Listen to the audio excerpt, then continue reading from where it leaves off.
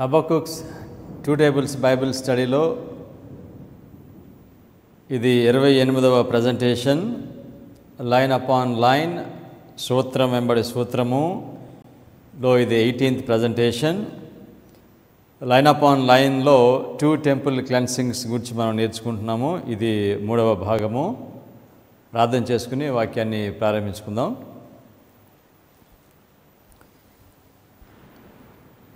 కృపగలిగిన మా పరలోకపు తండ్రి, మీ కృపను బట్టి అంత్యకాలమునకు సంబంధించిన వర్తమానములను మీరు మాకు బయలుపరుస్తున్నారు. కృపకాలం ముగింపునకు జరిగే సంభవాలను చాలా స్పష్టంగా తేటగా మీరు లేఖనముల నుండి మాకు తెలియచేస్తూ మమ్మలను కృపకాలమునకు మీరు అక్కడి కొరకు సిద్ధపరుస్తున్నారు. ఈ వర్తమానములను మేము మీ ప్రజలకు మేము బోధిస్తూ ఉండగా మీరు వాగ్దానం చేసిన ప్రకారముగా మీ పరిశుద్ధాత్మను మీరు మాకు అనుగ్రహించి మీ మహిమ కొరకు మమ్మలను మీరు వాడుకొనమని యేసుక్రీస్తు నామములో ప్రార్థన చేయుచున్నాం తండ్రి, ఆమేన్. 2 టెంపుల్ క్లెన్సింగ్స్లో ఇది 3వ భాగము. యేసుక్రీస్తు వారు ఆయన పరిచర్య ప్రారంభంలో ఒకసారి, పరిచర్య చివరిలో ఒకసారి మందిరాన్ని ఆయన శుద్ధి చేశారు. దీనిని మనము మలాకి 3వ అధ్యాయంలో మనం చూస్తాము. అదే చరిత్ర మిల్లర్ రైట్స్ కాలంలో అది నెరవేరింది. వారి కాలంలో కూడా మందిరము 2 సార్లు అది శుద్ధి చేయబడింది. మొట్టమొదటిగా ప్రొటెస్టెంట్స్ చర్చెస్ దేవుడు శుద్ధి చేశాడు, తర్వాత మిల్లర్ రైట్స్ని దేవుడు శుద్ధి చేశాడు. ఇప్పుడు చివరిగా ఆయన ఆఖరిగా యేసుక్రీస్తు వారు రెండోసారి రాకమునుపు మందిరాన్ని 2 మందిరములను ఆయన శుద్ధి చేయబోతున్నాడు. మొదటిగా దేవుడు అడ్వెంటిస్ట్ మందిరమును శుద్ధి చేస్తాడు, తర్వాత లోకమును శుద్ధి చేస్తాడు. దేవుడు ఆయన మందిరమును శుద్ధి చేయటానికి ఆయన 2 అంచుల ఖడ్గాన్ని ఉపయోగిస్తున్నాడు. మొదటి దూత వర్తమానము, 2వ దూత వర్తమానము. ఏలియా, ఎలీషా, యోహాను, యేసుక్రీస్తు ఈ వర్తమానమునకు సూచనగా ఉన్నారు. అయితే మన కాలంలో, మన చరిత్రలో ఇప్పుడు దేవుడు మన మందిరాన్ని శుద్ధి చేయటం ప్రారంభించారు. అది సెప్టెంబర్ 11, 2001. ప్రకటన 18వ అధ్యాయంలో మనము ఈ సన్నివేశాన్ని మనం చూస్తాము. దీనికి సంబంధించి Mrs White Review and Herald July 5, 1906లో ఇలా రాస్తున్నారు. How comes the word that I have declared that New York is to be swept away by a tidal wave. This I have never said. I have said I looked at the great buildings going up there, story after story. What terrible scenes will take place when the Lord shall arise to shake terribly the earth. Then the words of Revelation 18, 1-3 will be fulfilled. The whole of the 18th chapter of Revelation is a warning of what is coming on the earth. దేవుడు చివరిగా Adventist మందిరాన్ని శుద్ధి చేస్తున్నాడు. ఆ శుద్ధి చేయడం ఎప్పుడు ప్రారంభమైందంటే, America దేశంలో 2 ట్విన్ టవర్స్ న్యూయార్క్లో ఉన్నాయి. అవి కూలిపోయినప్పుడు ప్రకటన 18వ అధ్యాయము మొదటి 3 వాక్యాలు నెరవేరాయని మిసెస్ వైట్ స్పష్టంగా చెప్పారు. అనగా సెప్టెంబర్ 11, 2001లో సజీవులకు, బ్రతుకున్న నీతిమంతులకు తీర్పు ప్రారంభమైంది. తీర్పు ప్రారంభమైనప్పుడు మొట్టమొదటిగా దేవుడు ఆయన ప్రజలతో ప్రారంభిస్తాడు. కనుక అడ్వెంటిస్ట్ వారితో దేవుడు తీర్పు ప్రారంభించాడు. అడ్వెంటిస్ట్ వారిని శుద్ధి చేయటము ప్రారంభించాడు. మిసెస్ వైట్ ఈ ట్విన్ టవర్స్ కూల్పాట గురించి మాట్లాడినప్పుడు స్పష్టంగా రెవల్యూషన్, ప్రకటన 18వ అధ్యాయము మొదటి 3 వచనాలు ఆవిడ కోట్ చేసి ఏమన్నారంటే, ఈ యొక్క అధ్యాయం గురించి the whole of the 18th chapter of revolution is a warning of what is coming on the earth. భూమి మీదకి ఏమి రాబోతుందో ఆ హెచ్చరికను ప్రకటన గ్రంథం 18వ అధ్యాయంలో దేవుడు పెట్టాడు. కనుక ఈ భూమి మీదకి రాబోయే దాన్ని మనం మొట్టమొదటిగా ఎక్కడ చూస్తున్నామనంటే, అది 2001 సెప్టెంబర్ 11న ఈ భూమి మీదకి రావాల్సింది వచ్చింది. సో అక్కడ మైటీ ఏంజెల్ వచ్చాడు, వచ్చి మందిరాన్ని శుద్ధి చేయటము ప్రారంభించాడు. The 1888 materials, 926 page. John saw another angel come down from heaven, having great power, and the whole earth was lightened with his glory. Revelation 8:1. That work is the voice of the people of God proclaiming a message of warning to the world. ఇందాక మన స్టేట్మెంట్లో ప్రకటన 18వ అధ్యాయం గురించి చెప్పారు. ఇప్పుడు దీనిలో కూడా ప్రకటన 18వ అధ్యాయం 18వ అధ్యాయం మొదటి వచనంలో అన్నారు, the work is the voice of the people of God proclaiming a message of warning to the world. ప్రకటన 18వ అధ్యాయంలో లోకమునకు హెచ్చరిక వర్తమానము ప్రారంభమైంది. ఈ హెచ్చరిక వర్తమానం ఏం చేస్తుంది మనుషులకంటే, ఈ హెచ్చరిక వర్తమానము దేవుని ప్రజలను శుద్ధి చేస్తుంది, దేవుని సంఘమును శుద్ధి చేస్తుంది. చాలాసార్లు అనుకుంటారు దేవుడు ప్రేమ కలిగిన వాడు, కృపకు సంబంధించిన ఈ మాటలు మాట్లాడితే అది శుద్ధి జరుగుతుంది అనుకుంటున్నారు. కానీ ఈ వాక్యంలో మిసెస్ వైట్ ద్వారా మనకు తెలియచేస్తున్నారు, వార్నింగ్ మెసేజ్ అది మనుషులను శుద్ధి చేస్తుంది. Very clear. Okay, the work is the voice of people of God proclaiming a message of warning to the world. అనగా ట్విన్ టవర్స్ అమెరికాలో కూలిపోయినప్పుడు హెచ్చరిక వర్తమానము ఈ లోకమునకు వచ్చింది. ఆ హెచ్చరిక వర్తమానం ఎవరితో ప్రారంభమవుతుంది? Adventist church. ఈ వర్తమానము వచ్చిందని చాలామందికి తెలీదు.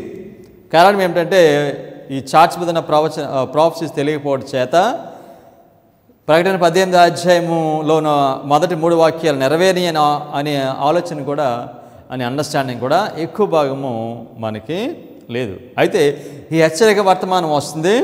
ఈ హెచ్చరిక వర్తమానము తృణీకరిస్తే ఏం జరుగుతుంది? Seventh day Adventist Bible commentary volume 7 page 950. The Lord is about to punish the world for its iniquity. He is about to punish, listen carefully, religious bodies for their rejection of the light and the truth which has been given them. The great message combining the first, second and the third angel's message is to be given to the world. This is to be the burden of our work. ఈ statement ద్వారా Mrs White ఏం తెలియచేస్తున్నారు? The Lord is going to punish the world for its iniquity. పాపము నిమిత్తము దేవుడు ఈ లోకమును శిక్షించబోతున్నాడు. మరి దేవుడి లోకమును శిక్షించబోయే ముందు చెప్పి శిక్షిస్తాడా, చెప్పకుండా శిక్షిస్తాడా? ఆయన వర్తమానం ఇచ్చి, బాగా జ్ఞానం ఇచ్చి, దాన్ని తృణీకరించిన తర్వాత అప్పుడు శిక్షిస్తాడు. కనుక దేవుడు ఈ లోకమును శిక్షించక మునుపు ఆయన వర్తమానమును పంపించాడు. ఎవరికి పంపించాడని చెప్పారు? He is about to punish the religious bodies for their rejection of the light. Religious bodies, సంఘాలు. సో దీనిలో 3 రిలీజియస్ బాడీస్ ఉన్నాయి. ఈ 3 రిలీజియస్ బాడీస్ ఏమిటంటే, 1 Adventist church, 2 Protestants, 3 Roman Catholic papacy. So కనుక ముందు మొదటి వర్తమానము అడ్వెంటిస్ట్ చర్చ్కి ఇస్తాడు. వాళ్ళు రిజెక్ట్ చేస్తే వాళ్ళని శిక్షిస్తాడు. తర్వాత ప్రొటెస్టెంట్స్ వరల్డ్, పాపసీ. సో కనుక రిలీజియస్ బాడీస్ని దేవుడు శిక్షించబోతున్నాడు. అందుకని ముందు వర్తమానము పంపిస్తున్నాడు. స్టేట్మెంట్లు ఏమని చెప్పారు? The great message combining the first, second, third angels message. ఈ వర్తమానం ఏమిటి? 3 దూతల వర్తమానము. ఈ వర్తమానము గురించి చెప్తూ అన్నాడు, this is to be the burden of our work. ఇది మన భారమై ఉండాలి. అడ్వెంటిస్ట్ వారి భారం ఏంటి తెలుసండి? ఈ వర్తమానం బోధించడమే వారి భారమై ఉండాలి. మరి వర్తమానము మనకి భారమై ఉండాలంటే ఈ వర్తమానం మనకు తెలిసి ఉండాలి. మనకి తెలియకపోతే 2 ప్రాబ్లమ్స్ ఏంటి తెలుసండి? ఈ భారం మనకు ఉండదు, రెండోది ఈ వర్తమానాన్ని మనం తృణీకరిస్తాం. Okay, so every seventh day Adventist leader or the minister వారి బర్డెన్ ఏమై ఉండాలంటే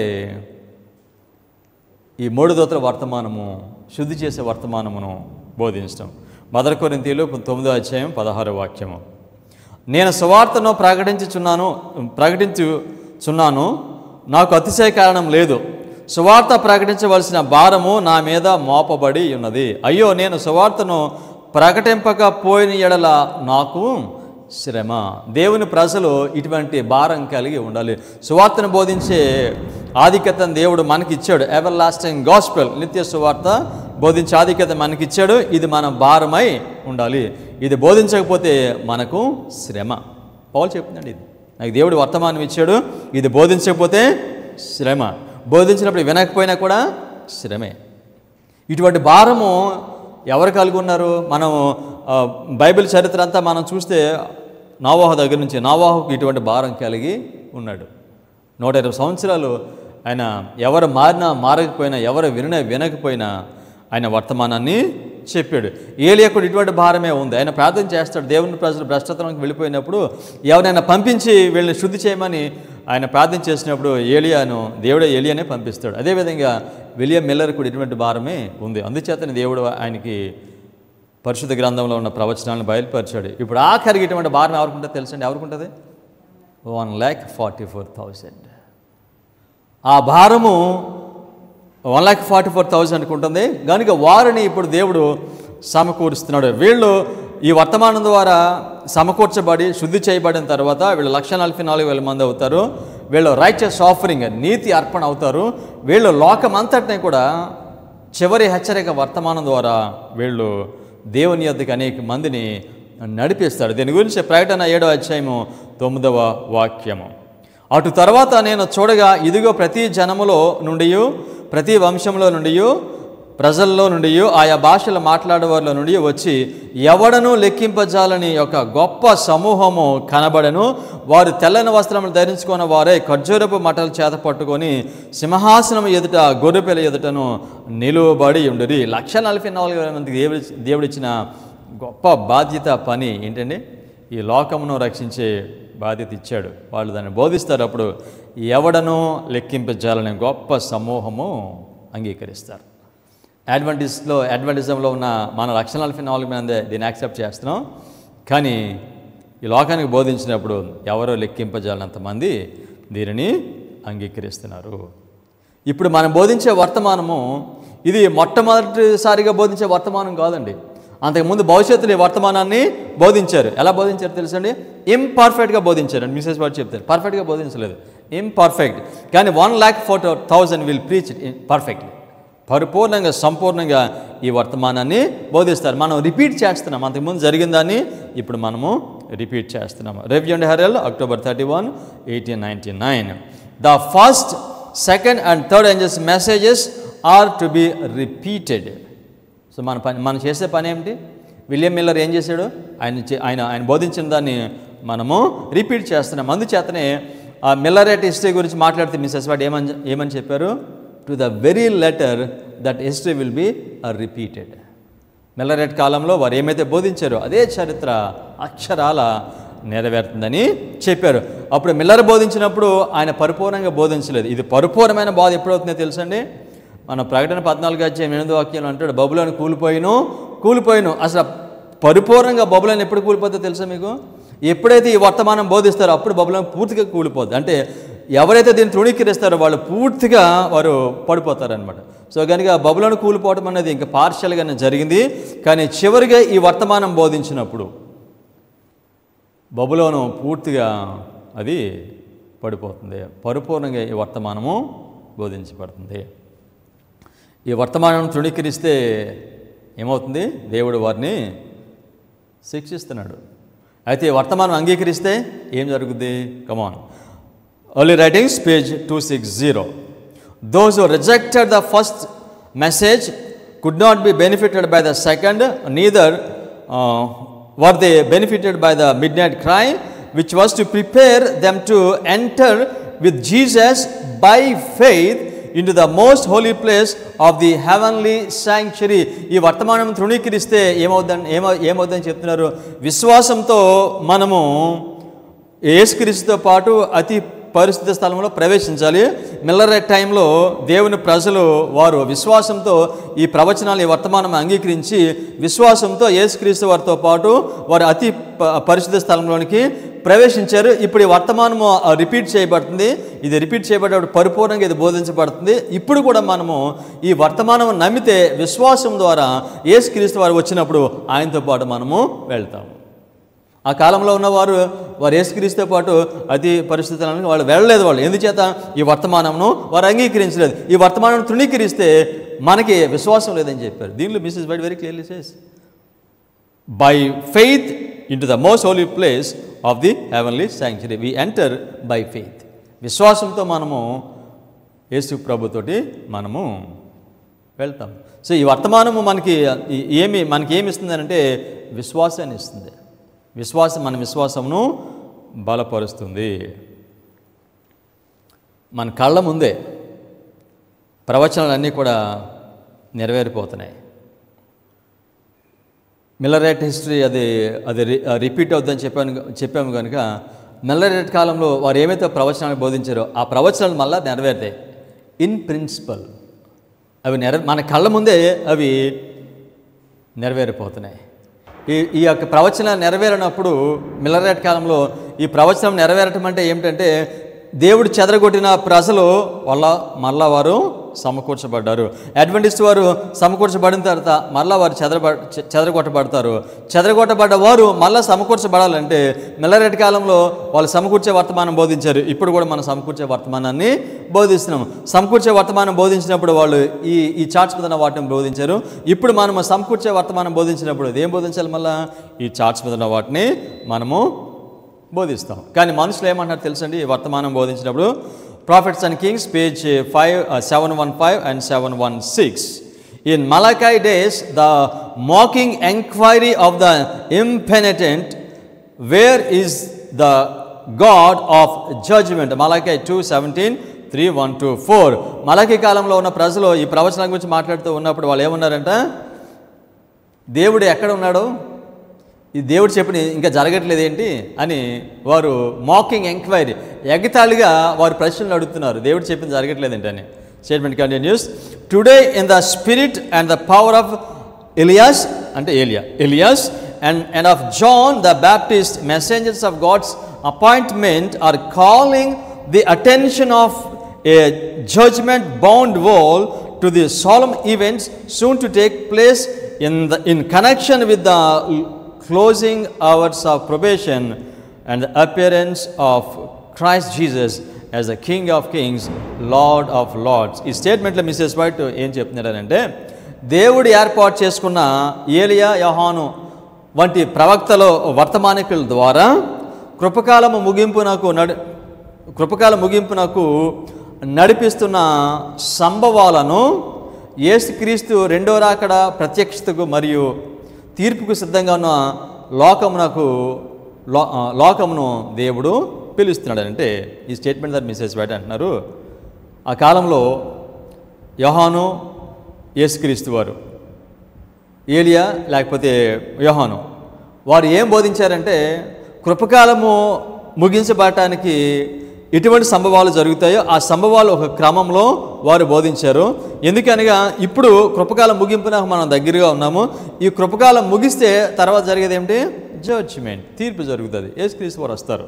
సో కనుక వాటికి దేవుడు మనలను నడిపిస్తున్నాడు. మనం నేర్చుకునే అంశం ఏమిటంటే వాస్తవంగా చెప్పాలనంటే కృపకాలము ముగింపునకు జరిగే సంభవాలను దేవుడు మనకు తెలియచేస్తున్నాడు. ఈ సంభవాలను దేవుడు మనకి ఎలా తెలియచేస్తాడు? కృపకాలం ముగింపునకు నడిపించే సంభవాలను ఎలా తెలియచేస్తాడు? ప్రవచనం ద్వారా తెలియచేస్తాడు. సో మీకు జ్ఞాపకం ఉంటే మీరు ఆన్సర్ చేయొచ్చు. ఈ కృపకాలం ముగింపునకు జరిగే సంభవాలను దేవుడు మనకి ఎక్కడ చూపిస్తున్నాడు?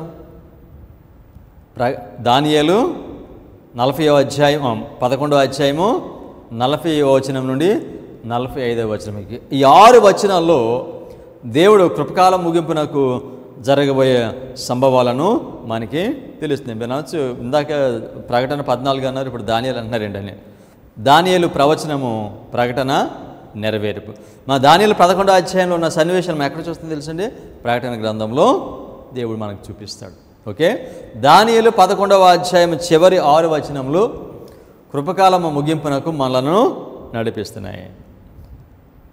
ప్రజెంట్ ట్రూత్ మెసేజ్ వర్తమానము ఎవరైనా బోధిస్తూ ఉంటే దానియేలు 11వ అధ్యాయము చివరి 6 వచనములు అర్థం చేసుకోకపోతే మనము దేవుడు ఏర్పాటు చేసుకున్న వర్తమానికులము కాము. ఎవరైనా సరే నన్ను దేవుడు ఏర్పాటు చేసుకున్నాడు ఈ ప్రజెంట్ ట్రూత్ మెసేజ్ చెప్పడానికి అని అంటే కనుక వారు ఏం అర్థం చేసుకుని ఉండాలి? దానియేలు గ్రంథము 11వ అధ్యాయము చివరి 6 వచనములు అర్థం చేసుకుంటేనే we become present truth preachers. Identification mark ఏమిటంటే ఎవరైనా కూడా దేవుడు నన్ను పంపించాడు అని అంటే ఒక సింపుల్ ఎంక్వైరీ ఏంటి తెలుసా? Just explain me Daniel 11th chapter last 6 verses briefly. That's enough. If they fail to explain briefly, even briefly, we can understand. అర్థం చేసుకోవచ్చు దేవుడు పంపించిన వర్తమానికుడు కాదు, ఈ కాలంలో సంబంధించిన ఆయన దేవుని వర్తమానికుడు కాదు. Very clear identification mark. Test with this. అందుకని యేసుక్రీస్తు వారు అన్నారు, అంత్యకాలంలో ఎవరు వస్తారో తెలుసా? అబద్ధ ప్రవక్తలు వస్తారు. దేవుడు పంపించకపోయినా దేవుడు మనం పంపించడానికి వస్తారు. వాళ్ళకి tests of profit, tests of messenger. Just ask them, please explain. Daniel 11th chapter ఉన్న ఆఖరి 6 వచనాలు. దీనిలో ఈ లోక అంతమునకు కృపకాలమునకు నడిపించే సంభవాలు దీనిలో చాలా క్లియర్గా స్పష్టంగా ఉన్నాయి. ఎలా చెప్పగలుగుతాం? అలా 12వ అధ్యాయము 1వ వాక్యం, దానియేలు 12:1. ఆ కాలమందు నీ జనుల పక్షం నిలిచినట్టు మహా అధిపతియగు మిఖాయేలు వచ్చును. ఇక మిఖాయేలు వచ్చునని చెప్పాడు ఇంగ్లీష్లో, మైకెల్ స్టాండ్స్. అప్పుడు నీ జనులు రాజ్యముగా కూడిన కాలం మొదలుకొని ఈ కాలం వరకు ఎన్నటికీ కలిగినంత ఆపద కలుగును. అయితే నీ జనుల గ్రంథమందు దక్కాలైన వారు ఎవరో వారు తప్పించుకుందరు. దానియేలు 11వ అధ్యాయము చివరి 6 వాక్యాలు అయిపోయిన తర్వాత నెక్స్ట్ 12:1 ఏం చెప్తుంది? కృపకాలం గురించి మాట్లాడుతుంది. అంటే దానియేలు 11వ అధ్యాయం చివరి 6 వాక్యాలు కృపకాలమునకు ముగింపునకు నడిపించే సంభవాలు దానిలో చాలా స్పష్టంగా ఉన్నాయి. Great controversy, page 594 and 595. The events connected with the close of probation and the work of preparation for the time of trouble are clearly presented. ఏమని చెప్పారు మిసెస్ వైట్? కృపకాలం ముగింపునకు నడిపించే సన్నివేశములు తేటగా తెలియజేయబడ్డవి. Clear.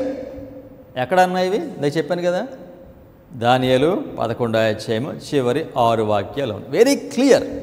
The events connected with the close of probation and the work of preparation for the time of trouble are clearly presented. శ్రమకాలం నాకు సిద్ధపడటానికి కావాల్సిన వర్తమానం కూడా దేవుడు క్లియర్గా మనకి ఇచ్చాడు. అయితే వీటి గురించి ఈ లోకంలో ఎక్కువ అవగాహన ఎవరికి ఉండాలండి? మొదట అవగాహన ఎవరికి ఉండాలి? ఎక్కువ అవగాహన ఎవరికి ఉండాలి? దానియేలు ప్రకటన గ్రంథాల్లో ఉన్న ప్రవచనాలను అర్థం చేసుకుని దీన్ని బోధించడానికి దేవుడు ఎవరిని ఎన్నుకున్నాడు ఈ లోకంలో? లూథరన్సా లేకపోతే క్యాథలిక్సా? అడ్వెంటిస్. కేవలము వీటిని బోధించే బాధ్యత, ఆధిక్యత దేవుడు అడ్వెంటిస్ట్ వారికి ఇచ్చాడు. లోకమంతటికి ఈ వర్తమానాన్ని బోధించి రక్షించే బాధ్యతను దేవుడు మనకి ఇచ్చాడు. కానీ ఈ స్టేట్మెంట్ మనం ముందుకెళ్తే మిసెస్ వాడు ఏం చెప్తున్నారు చూడండి. Statement continuous. But multitudes have no more understanding of these important truths than if they had never been revealed. ఇవి ఎప్పుడు కూడా బయలుపరచినట్టుగా మనుషులకి ఈ ప్రవచనాలు ఉన్నాయి. దేవుడు ఎప్పుడు వీటిని బయలుపరచలేదు అన్నట్టుగా వీళ్ళకి ఏమీ తెలియదు. ఎప్పుడు బయలుపరచినట్టుగా అంటే జీరో నాలెడ్జ్ అనమాట.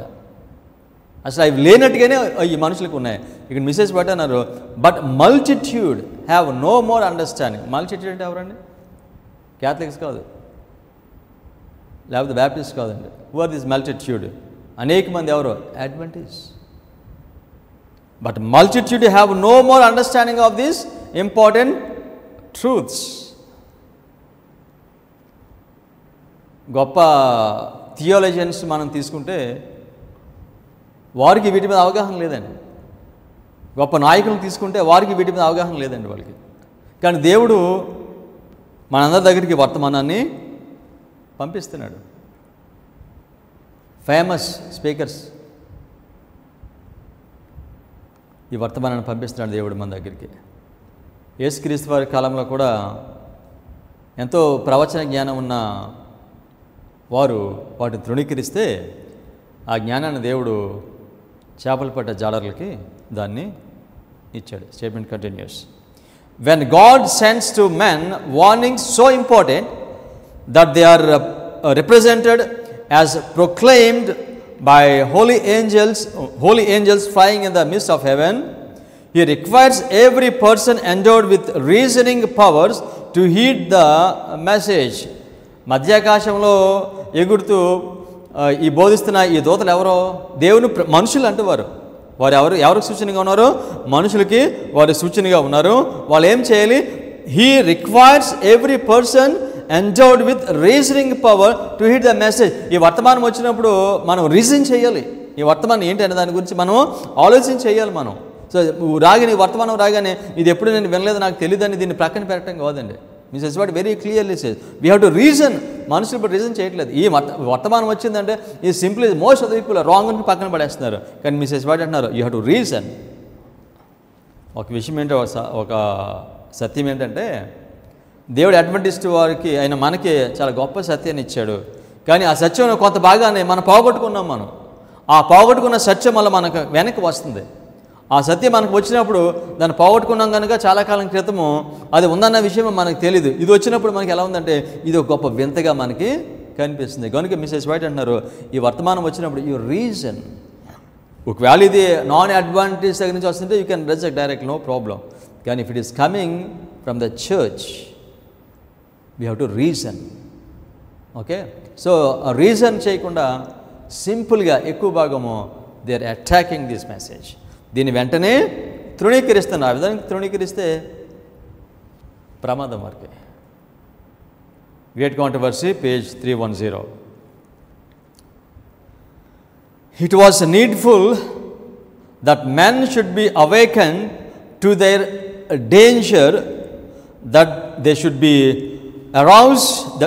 be roused to prepare for the solemn events connected with the close of probation.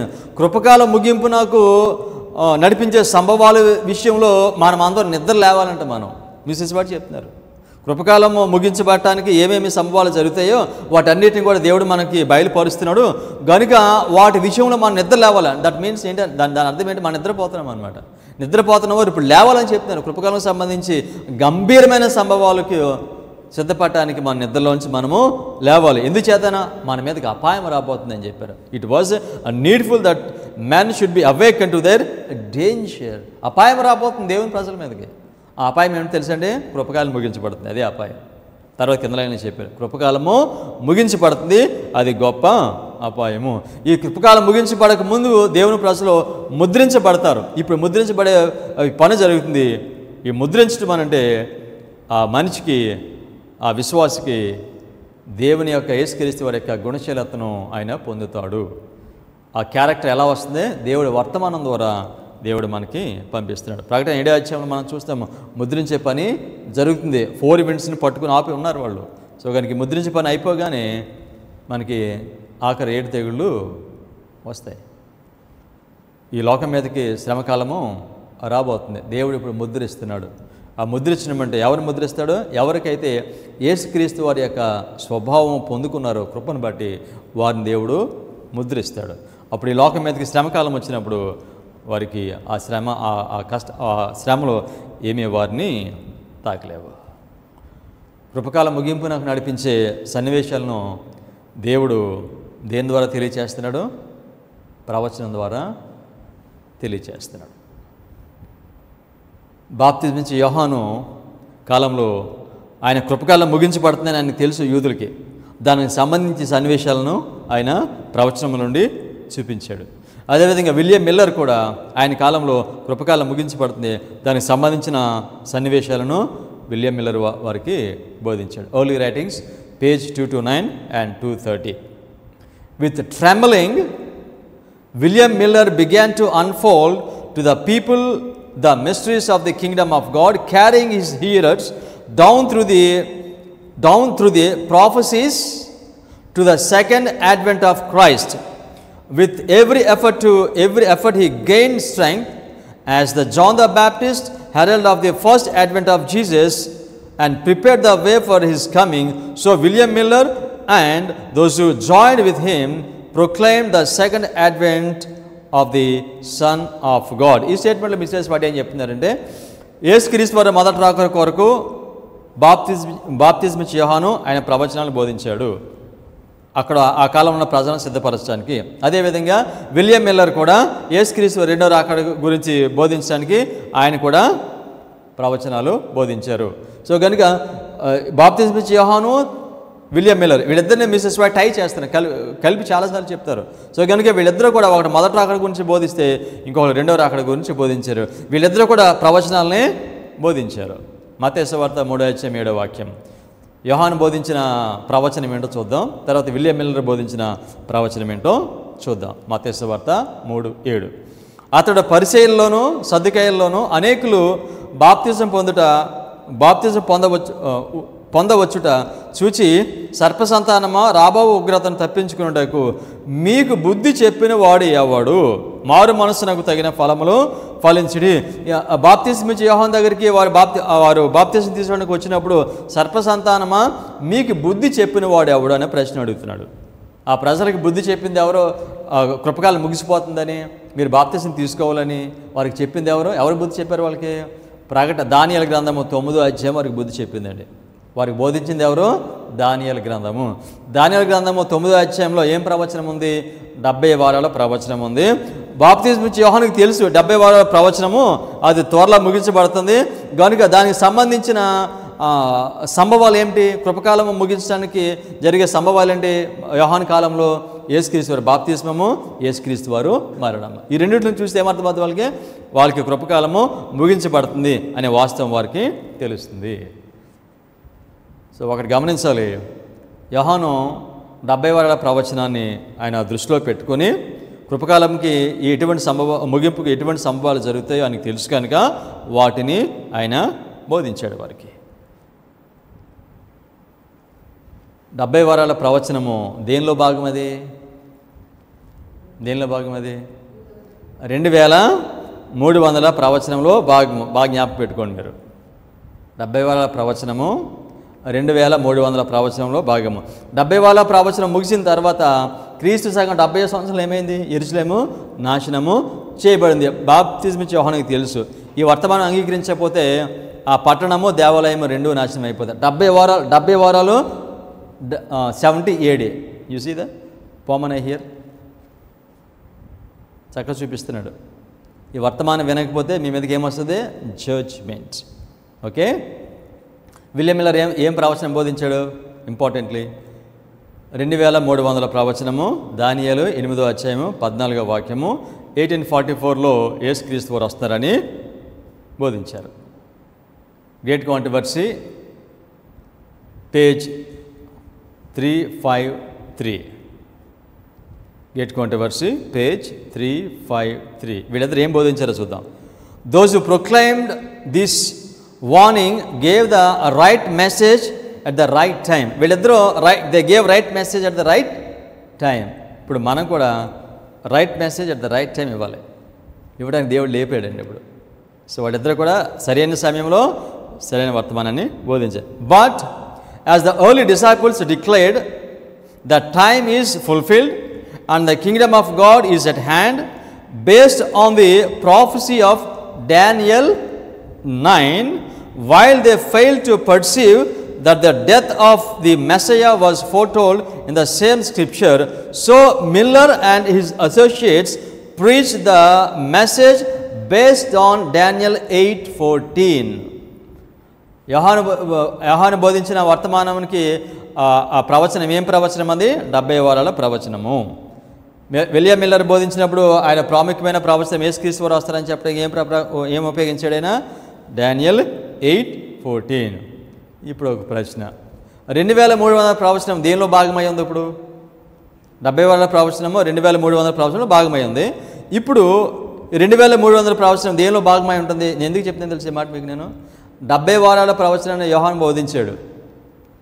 2300 ప్రవచనాన్ని బోధించినప్పుడు 2 టెంపుల్ క్లెన్సింగ్ జరిగినాయి. యోహాను బోధించినప్పుడు 2 టెంపుల్ క్లెన్సింగ్ జరిగినాయి.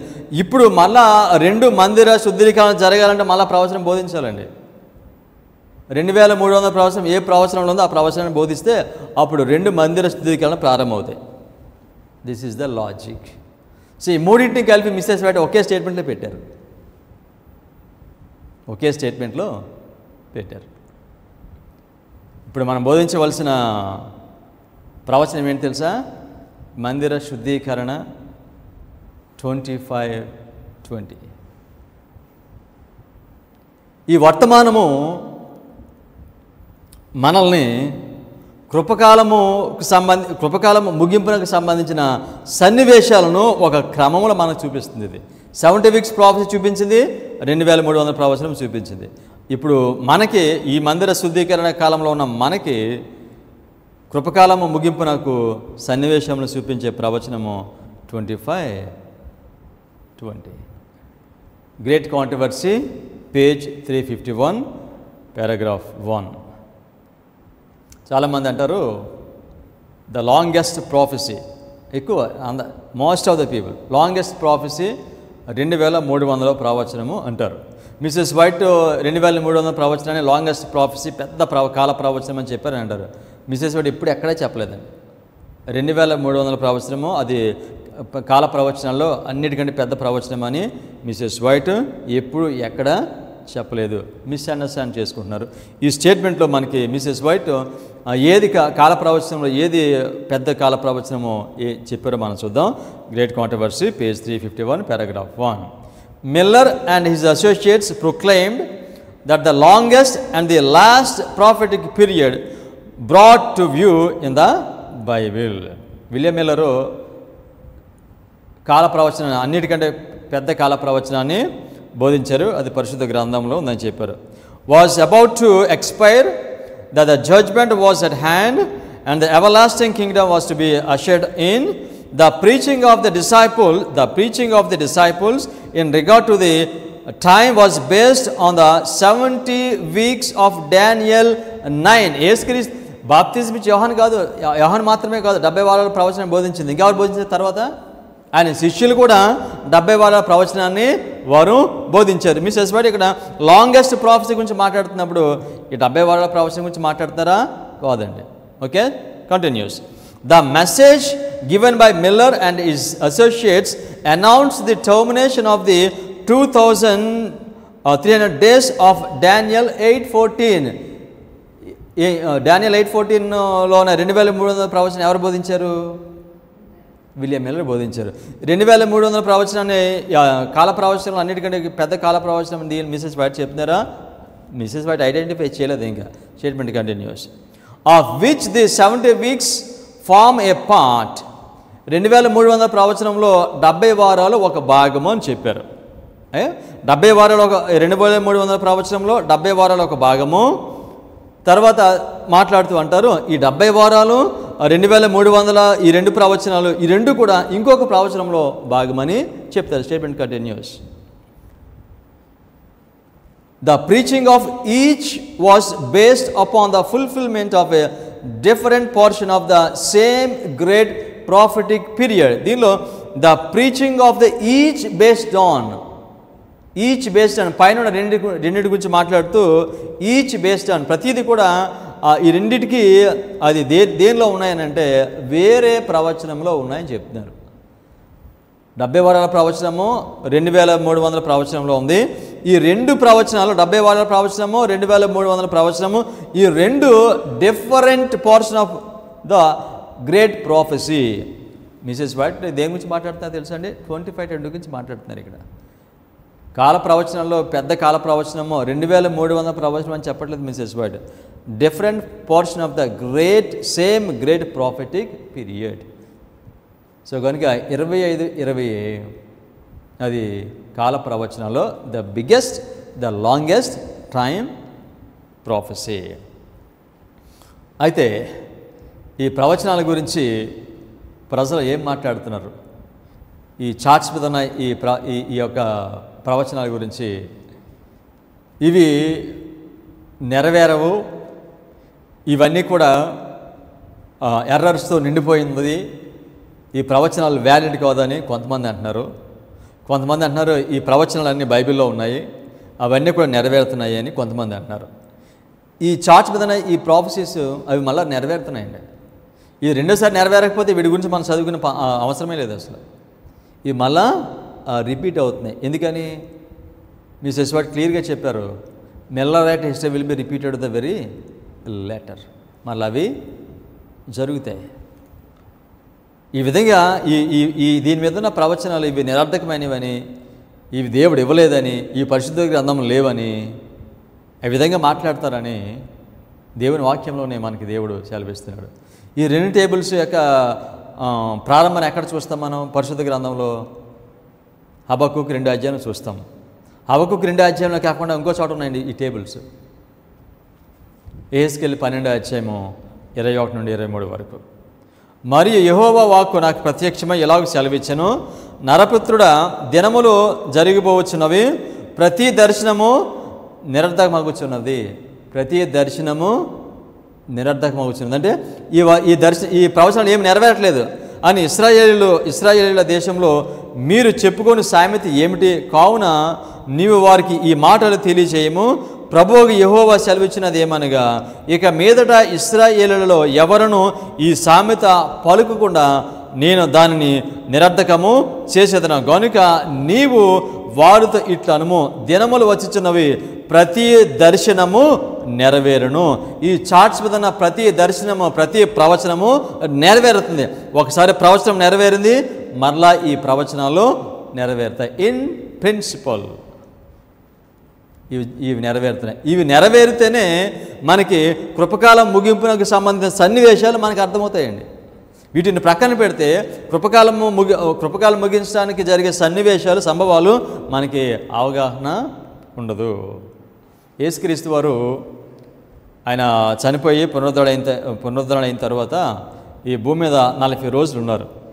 యేసుక్రీస్తు వారు 40 రోజులు ఎందుకున్నారో తెలుసండి? భూమి మీద వారికి ప్రవచనాలు చెప్పి వారిని బలపరిచి వారి విశ్వాసాన్ని స్థిరపరచడానికి యేసుక్రీస్తు వారు 40 రోజులు భూమి మీద ఉన్నారు.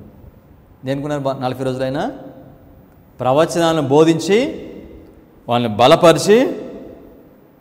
బలపరచడానికి. అందుచేతనే ఆ ప్రవచనాలు వారికి యేసుక్రీస్తు వారు బోధించారు. వాళ్ళకి ఎంత బలం వచ్చిందంటే ప్రాణం కూడా వాళ్ళకి చాలా చిన్నగా కనబడ్డదంట. చాలాసార్లు ఆశ్చర్యం అవుతుంది, ఎందుచేత వీళ్ళకి ఎంత ధైర్యం అంటే వాళ్ళ ధైర్యము, ఆ తెగింపు, ఆ పట్టుదల వారికి ప్రవచనం నుండి వచ్చింది. Come on, will read the statements. Acts of Apostles, page 26 and 27. For 40 days Christ remained on the earth, preparing the disciples for the work before them and explaining that which heretofore they had been unable to comprehend. యేసుక్రీస్తు వారు ఎందుకున్నారు? వాళ్ళు గ్రహించలేని సంగతులను వారికి తెలియచేయటం కొరకు యేసుక్రీస్తు వారు ఉన్నారు. వారికి తెలియచేసినప్పుడు ఈ వర్తమానం తీసుకుని వెళ్ళి వారి లోకమునకు బోధిస్తారు. వారికి ఏమీ తెలియదు. యేసుక్రీస్తు వారు ఆ 40 రోజులు వారికి ఏం బోధించాడో మనం చూద్దాం. Statement continues. He spoke of the prophecies concerning his advent. ఏం బోధించారు? ఆయన రాకడ కొరకు సంబంధించిన ప్రవచనములను బోధించారు. His resurrection by the Jews and his death, showing that every specification of these prophecies had been fulfilled. ఆయన మొదటి రాకడకు సంబంధించిన ప్రవచనాలు చూపించారు. యూదులు ఆయన తృణీకరించారు కదా, ఆ తృణీకరించిన దానికి సంబంధించిన ప్రవచనాలు చూపించారు. తర్వాత యేసుక్రీస్తు వారి మరణానికి సంబంధించిన ప్రవచనాలను వారికి చూపించారు. వారికి ప్రవచన జ్ఞానం ఇవ్వటం కొరకు యేసుక్రీస్తు వారు 40 రోజులు ఆయన భూమి మీద ఉన్నారు. Statement continues. He told them that they were to regard this fulfillment of prophecy as an assurance of the power that would attend them in their future labors. ఈ ప్రవచనాలు వారికి బోధించారు. ఈ ప్రవచనాలు బోధిస్తే వారికి ఏం కలుగుతుందని ఏం కలుగుతుందని మెసేజ్ వాడు చెప్తారు. Assurance of the power. ఈ ప్రవచనాలు చెప్పినప్పుడు ఆయన చనిపోవటానికి సంబంధించిన ప్రవచనాలు చెప్పారు, ఆయన మొదటి రాకడానికి సంబంధించిన ప్రవచనాలు చెప్పారు, ఆయన తృణీకరించడానికి సంబంధించిన ప్రవచనాలు చెప్పారు. ఈ ప్రవచనాలు వారు అర్థం చేసుకుంటేనే వారికి అష్యూరెన్స్ ఆఫ్ పవర్. ఈ ప్రవచనాన్ని తృణీకరిస్తే వారికి శక్తి లేదు. ఆ ప్రవచనాన్ని అంగీకరిస్తే వారికి దేవుడు వాగ్దానం చేసిన శక్తిని వారు పొందుతారు. వారికి శక్తి ఎక్కడి నుంచి వచ్చింది తెలుసండి? ఈ శిష్యులకి యేసుక్రీస్తు 40 రోజులు వారికి బోధించారు. ఆ ప్రవచనంలో నుంచి వారికి శక్తి వారికి వచ్చింది. ప్రవచనాన్ని తృణీకరిస్తే నో పవర్, నో ఫెయిత్. దేవుడు మందిరమును లేకపోతే మనిషిని శుద్ధి చేసే శక్తిని మనకి ప్రవచన వాక్యం నుండి పంపిస్తున్నాడు. Statement continues. During these days, the Christ spent with his disciples, they gained a new experience as they heard their beloved master explaining the scriptures in the light of all that had happened. ఈ వాక్యం మీరు బాగా వినాలి. ఈ statement యేసుక్రీస్తు వారికి ప్రవచనాలను బోధిస్తున్నారు. ఈ ప్రవచనాలను ఏ వెలుగులో బోధిస్తున్నారు? జరిగిపోయిన సంఘటనలను తీసుకుని వాటి వెలుగులో బోధిస్తున్నారు. ఆయన చనిపోయారు కదా, చనిపోయిన దానికి సంబంధించిన ప్రవచనాన్ని చూపిస్తున్నారు. ఆయన అప్పగించారు కదా, అప్పగించిన దానికి సంబంధించిన ప్రవచనాన్ని చూపిస్తున్నారు. ఆ యేసుక్రీస్తు వారిని తృణీకరించారు కదా, తృణీకరించిన వారిని ప్రవచనాన్ని చూపిస్తున్నారు. జరిగిన చరిత్ర వెలుగులో నుండి యేసుక్రీస్తు ప్రవచనాన్ని బోధిస్తున్నారు. మనకి ఈ ప్రవచనం ఎక్కడి నుంచి వస్తుంది తెలుసండి? జరిగిపోయిన చరిత్ర నుంచి వస్తుంది. ఎక్కడ జరిగిపోయింది చరిత్ర? ఒకసారి 1840 to 1844 మిల్లర్ రైట్స్ కాలంలో జరిగింది. అక్కడ నుండి ఈ వెలుగు మనకు వస్తుంది. అందుకే మనకి చాలా స్పష్టంగా ఇది మనకి అర్థం అవ్వాలి. సో యేసుక్రీస్తు వారు జరిగిపోయిన వెలుగులో నుండి ప్రవచనాన్ని బోధించారు. అదేవిధంగా జరిగిపోయిన ప్రవచన చరిత్ర నుండి మనం ఏం చేస్తున్నాము? ప్రవచనాన్ని బోధిస్తాం. 2520 జరిగింది. ఇప్పుడు ఆ జరిగిన వెలుగులో దీన్ని మనము బోధిస్తున్నాం. Statement continues. Their faith in him was fully established. ఎప్పుడైంది establish our faith? Their faith in him was fully established. ఇక వాళ్ళకి ప్రాణం అంటే భయం లేదు. విశ్వాసంలో స్థిరపడిపోయారు, బలపడిపోయారు. ఎప్పుడైతే ఈ ప్రవచనాలు యేసుక్రీస్తు వారికి బోధించారు, అప్పుడు వాళ్ళు ఏమన్నారని తెలుసా? వాళ్ళు అన్నమాట, they reach the place where they could say I know him, I have believed. నేను ఎవరు నమ్మానో, నమ్మిన ఆయన నాకు తెలుసు. 2 Timothy 1:12. We will read that one. 2 Timothy 1:12. ఆ హేతువు చేత ఈ శ్రమలను అనుభవించున్నాను, కానీ నేను నమ్మిన వానిని ఎరుగుదును గనుక సిగ్గుపడను. నేను ఆయనకు అప్పగించిన దానిని రాబోచున్న దినముల వరకు ఆయన కాపాడగలడని రూఢిగా నమ్ముచున్నాను. ఈ మాటలు ఎవరు చెప్తున్నారు? పౌలు చెప్తున్నాడు. నేను నమ్మిన వారిని నేను ఎరుగుదును. పౌలు ఏం బోధించాడండి? ఆయన సువార్త బోధించడానికి వెళ్ళి యేసుక్రీస్తు వారి యొక్క మరణం గురించి, యేసుక్రీస్తు వారి యొక్క ఆయన తృణీకరించిన దాని గురించి, ఆయన మొదట ఆఖరి గురించి ప్రవచనాలను బోధించాడు. ఈ ప్రవచనాలు బోధించిన తర్వాత అన్నాడు, నేను నమ్మిన వాడిని నేను ఎరుగుదును. యేసుక్రీస్తు వారి యొక్క శిష్యులు వారు అంత ధైర్యంగా వారు సువార్త బోధించడానికి వెళ్ళటానికి వారికి శక్తి ఎక్కడి నుంచి వచ్చింది తెలుసండి? యేసుక్రీస్తు వారు బోధించిన ప్రవచనం నుండి ఆ శక్తి వారికి వచ్చింది. సో అందుకనే పౌలు చెప్పినట్లుగానే ఏమన్నారంట? నేను నమ్మిన వారిని నేను ఎరుగుదును. ఎలన్ జీ వైట్ ఆఖరి మాట్లాడి తెలుసండి? Last words Ellen G White ఆఖరి మాట్లాడి తెలుసా? నేను నమ్మిన వారిని నేను ఎరుగుదును. ఏ మాటలు చెప్పి ఆవిడ మాలించారంట. విశ్వాసంలో స్థిరపడిపోయారు, బలపడిపోయారు. అందుచేత వాళ్ళు దేవునికి హతసాక్షులు అయిపోయారు.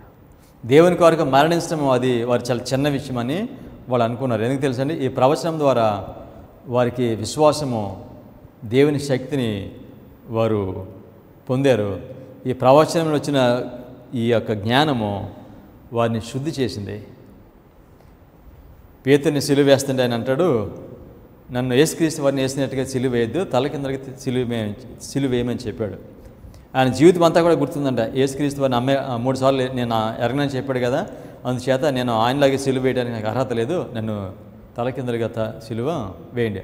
సిలువ వేయటము చనిపోవటం అనేది వారికి చాలా చిన్న విషయంగా వారికి ఉంది. ఇప్పుడు దేవుడు మనల్ని పిలుస్తున్నాడు, మనకి వర్తమానం ఇస్తున్నాడు.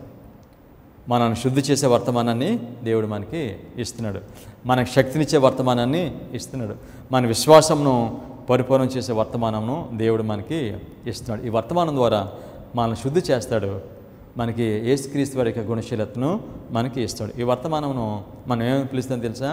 ప్రవచన వర్తమానము, ఎవర్ లాస్టింగ్ గాస్పెల్, నిత్య సువార్త. ఈ వర్తమానం ద్వారా దేవుడు గోధుమలను గురుగులను వేరు చేస్తున్నాడు. బుద్ధిగల కన్యకులను బుద్ధి లేని కన్యకులను వేరు చేస్తున్నాడు. గోధుమలుగా ఉంటావా, గురుగులుగా ఉంటావా? బుద్ధి కలిగిన కన్యకలా ఉంటామా, బుద్ధి లేని కన్యకలా ఉంటామా అనేది మనమే తీర్మానం చేసుకోవాలి. ఏ గుంపులో మనం ఉంటామనేది మనకు దేవుడిస్తున్న ఈ వర్తమానము అంగీకరించడం పైన లేక తృణీకరించడం పైన ఆధారపడి ఉంది. ప్రార్థన చేసుకుందాం.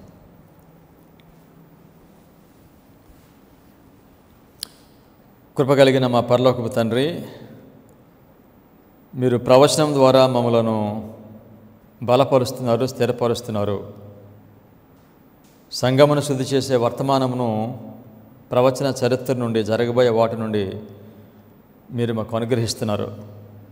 వీటిని విశ్వాసంతో మేము అంగీకరించినప్పుడు విశ్వాసంతో మీతో పాటు మేము పరలోక రాజ్యానికి చేరతాం. ప్రేమ కలిగిన మా ప్రభువా, మీ వర్తమానమును అంగీకరించడానికి ఏమైతే ఆటంకంగా ఉందో వాటన్నిటిని కూడా మీరు తీసివేసి మీ మహిమ కొరకు ఈ వర్తమానమును అంగీకరించే హృదయాన్ని మీ పరిశుద్ధాత్మ ద్వారా మీ ప్రజలకు మీరు అనుగ్రహించమని యేసుక్రీస్తు నామములో ప్రార్థన చేయించున్నాం తండ్రి. ఆమేన్.